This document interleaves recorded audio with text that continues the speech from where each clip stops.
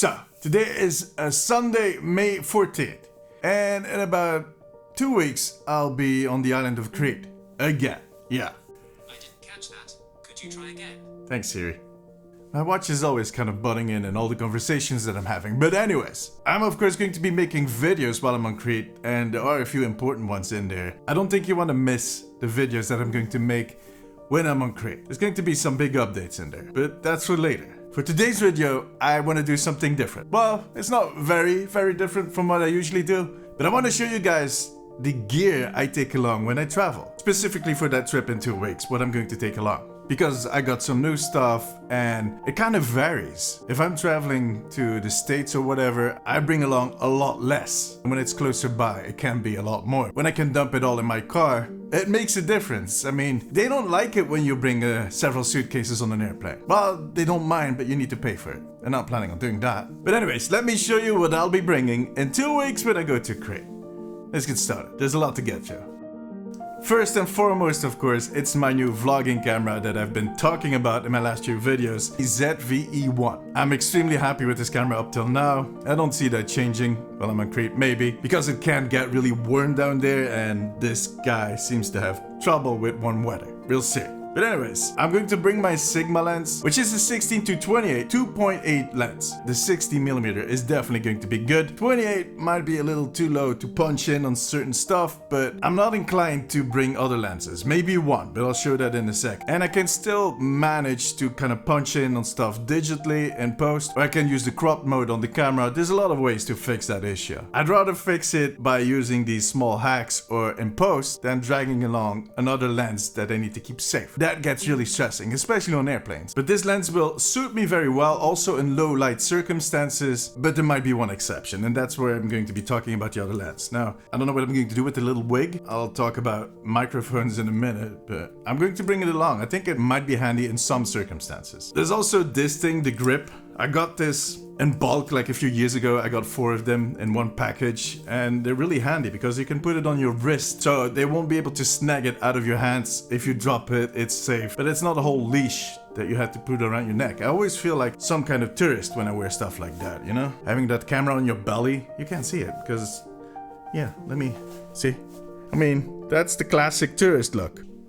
I'm not going for that. So, camera. Really important. I think if you want to film, you need a camera. That's what they told me at least. Now, I was saying earlier that I'm only bringing that one lens, and that is most likely going to be the case, but I'm still deliberating of maybe bringing this one. It's a prime lens, a Sony prime lens, 20mm 1.8. So for dark circumstances, like if I want to do night filming, this one might be a little better than the Sigma, because that is 2.8, and 1.8 and 2.8. It is a big difference. On the other hand, it is quite heavy, it takes up pace. I'm going to be extremely worried if my bag drops or whatever, so I don't know. I'm still deliberating, we'll see.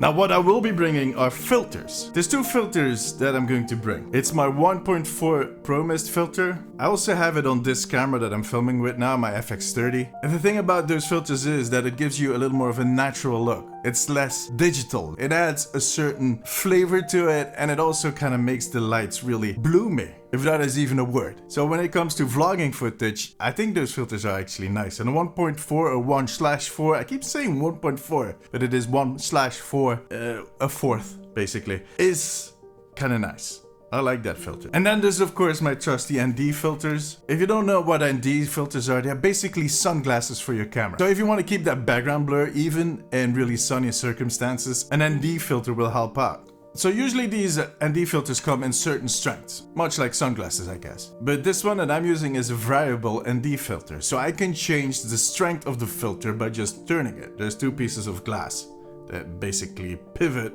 around each other. They have a certain disadvantage as they might start showing spots and whatnot. You can notice if it's done with a variable filter if you have a keen eye for it, which I don't have. So a fixed ND filter to a certain strength that is specifically chosen for these circumstances that you're at will always be better, but that's not going to be the case. I'm just going to be traveling. One day it's going to be sunny, the next day it might be a little clouded, who knows. So this variable filter is my thing. It's my jam. It's the one I always go for. I have several of those because yeah, see, there's a trick. What they'll always tell you is to get a filter for the biggest lens you own and use these rings. So these kind of screw into each other. and they allow you to put big filters on small lenses, because every lens has a different diameter. There are very common diameters, but crop frame cameras, for instance, have smaller lenses, while there are some really big, huge lenses out there too. So by using these rings, you can get away with just buying one filter and kind of putting these in between. You can't do it the other way around, because you'll basically block the image. Makes sense, think about it. Now, up till now, my biggest lens was 76 millimeters, and then I got the Sigma lens for the ZVE1, which is 72. So, you can see where I'm going with this. I had to buy a new ND filter, and actually already owned the black mist filter in 67, and I had to buy it in 72. It is what it is, but these filters are coming along with me. The ring's not that much. So we got the camera, we got the lenses. Next up are SD cards. I always have a lot of SD cards on me. I have this little pouch on my camera bag where I put them in, but I don't think that is super safe. One day I'm going to lose one, and I know for sure that is going to happen. So I need to find a little case to put them in, because I have a lot of these SD cards now. I usually use these cards. The SanDisk 128 gigabyte cards, which can get you a long way. 128 gigabytes is quite a lot, even if you're filming in 4K. They're the Extreme Pros. I think they go like 25 bucks a pop, so reasonable price. I already destroyed one. I don't know how it happened, they just kind of fell apart. So they're not made to last forever. You need to remember that. Now I'm using one of these in my FX30 where I'm filming on right now. Problem is, these cards are very good for just general filming. They store the footage at a rate of 170 megabytes a second, which is pretty fast, but which will do. Now my ZVE1 and this FX30 have a slow and quick mode, which is specifically made for making time lapses or slow motion. The thing is, with those SD cards, your camera cannot kind of push out and store the information quick enough, so you need faster SD cards, like this one. I bought this Kingston one that is also 128 gigabytes, but this has a writing speed of 300 megabytes a second, so that is almost double. And this does the trick for slow motion. So I specifically use this one on my ZVE1. In general, if I'm out there filming one day, I have enough with one SD card. I always take a few with me, just in case, you know. But it doesn't happen often that I have to switch SD cards because one is full. Well, unless I forget to transfer the files the evening before, and I mean, I get distracted, okay?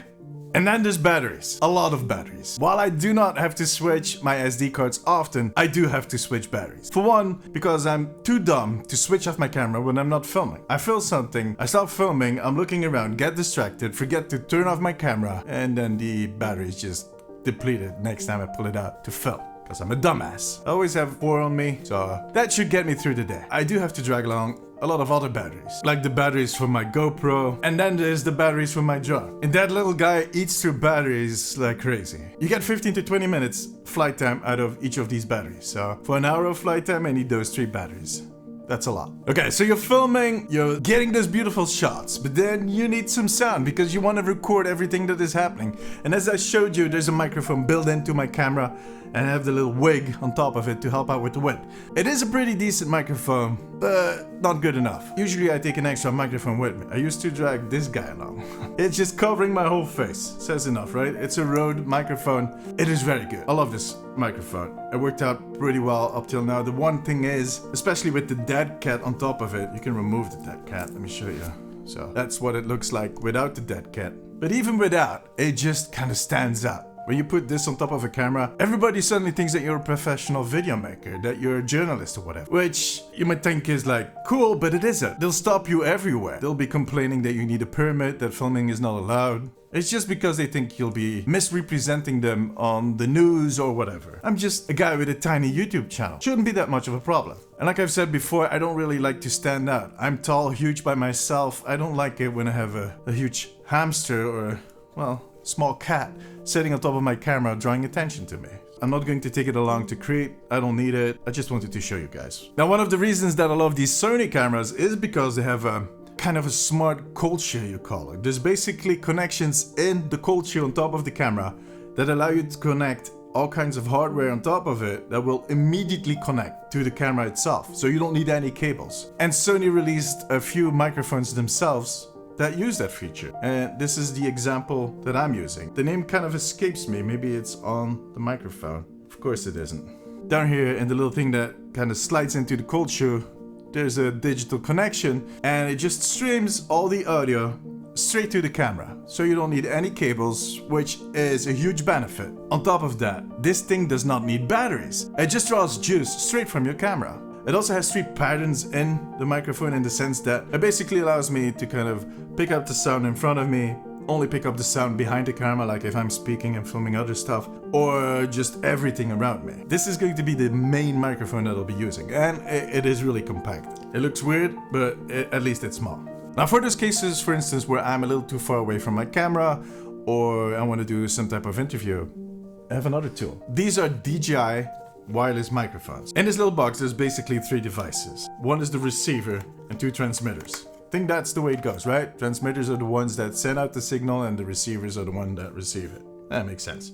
Now you connect this one to your camera. You could also connect it to your phone, for instance. There's a lot of little plugs in that little box that help you to kind of connect it to whatever you want. Now for my camera, I need to use a cable. And then I basically put one of these on myself. If I have a second person that I'll be talking to, I can put the second one on that other person.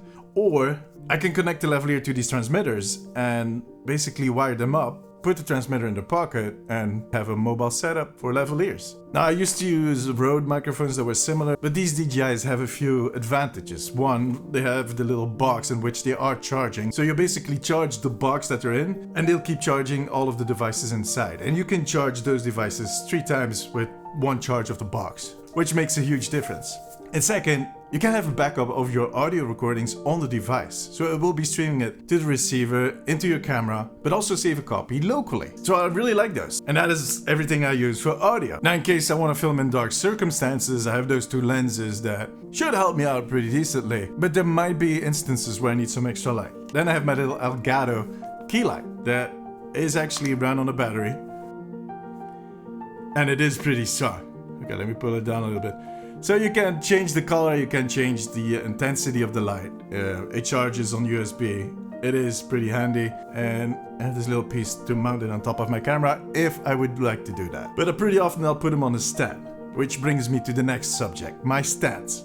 I always bring this one, really happy with it. It's a Manfrotto little handle. I used to use this quite a lot to vlog with, but it's a little clunky. It doesn't really feel good in your hands, but it is really good to put a light on. So that one is coming with me for sure. Now the one I use every single day is my Mantis pod. This is just golden. It has a lot of different ways in which you can position it. Sometimes I feel like I'm solving a puzzle while I'm trying to set it, but it works really well. It has a pivoting head, which is also useful. And the one feature I love about this is that it has this little hook that allows you to hook it, I don't know, on a fence. But on top of all, it feels really comfortable in your hand while you're holding it and kind of filming yourself. And there's a little clip in here that allows you to put in your phone. So you mount that on there and you can put your phone on this. This was a very good investment. Now, if you've seen other YouTubers who often see these Gorilla Pods, these were very popular for a long time, but I don't see them being used as much. The thing is, they are quite sturdy and flexible. But for some reason I never managed to put it the way I wanted to put it. I've heard a lot of stories of broken lenses because the Gorilla Pod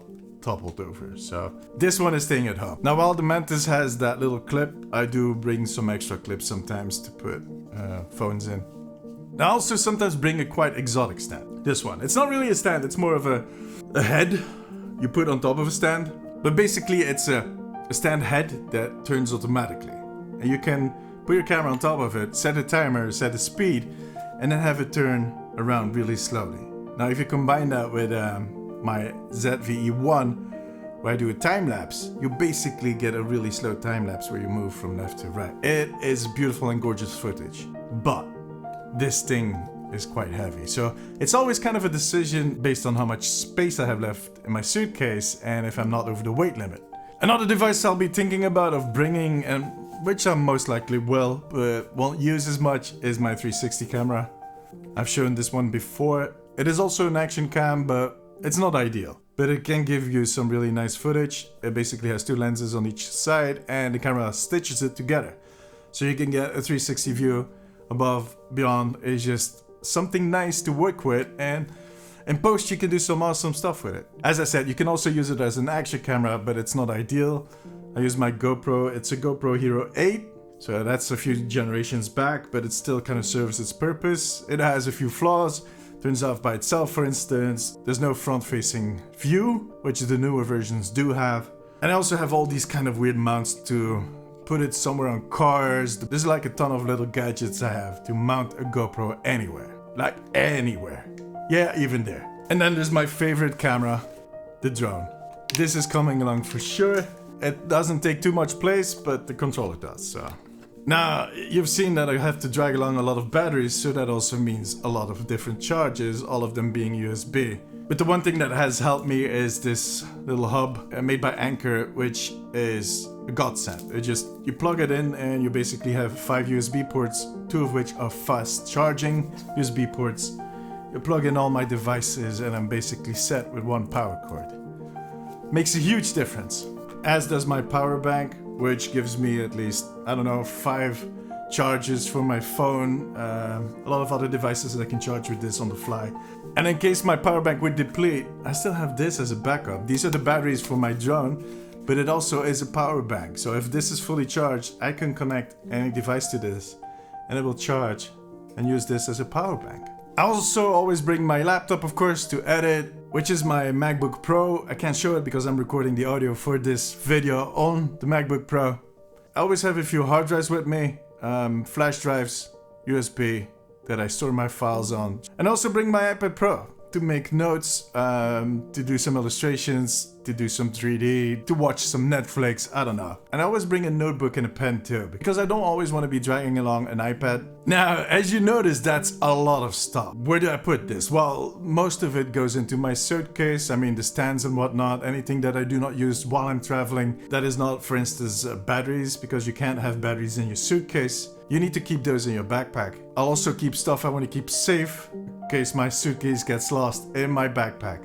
And I recently got this tool backpack, which I'm extremely happy with. Best traveling bag I've ever had. Now once I arrive, I don't bring this backpack because it gets really warm on Crete and I don't like sweaty bags. I mean, does anybody? What I do use is a sling bag. These are made by Peak Design. I have a small one that I use in the summer when I'm just running around. But if I'm traveling and I need more space because I have more batteries with me, because I have a drone with me, I use this one. This is such a comfortable and easy bag. You put it over your shoulder, everything is reachable. It has a lot of different compartments to put in SD cards, to put in batteries. This is what I look like when I'm traveling. A little more suntan. Oh wait, I would almost forget the most important thing. The one thing I can't forget are my sunglasses and my sunscreen. Look at that. 50. Very high, because I'm a very pale man. This one, I bought this one in Greece actually last year. There's still some Greek sand on there, beach sand on there. Smells like Greece. Souvlaki. So that was everything that I'm bringing on top of my clothes and swimming shorts in 2 weeks when I'm going to Crete. I'm really looking forward to going back there and especially sharing that big news I've been teasing you guys with for, well, almost months now. But I'm looking forward to finally be able to spill the beans. There's some big stuff coming. Some big decisions were made. But I'll talk more about that in the next video. And that will be in a very different setting. If you enjoyed this video, maybe give it a thumbs up, but make sure to subscribe. I'll be back with a new video soon. Till then, take care of yourself, take care of each other. Bye bye. I'll see you in Greece.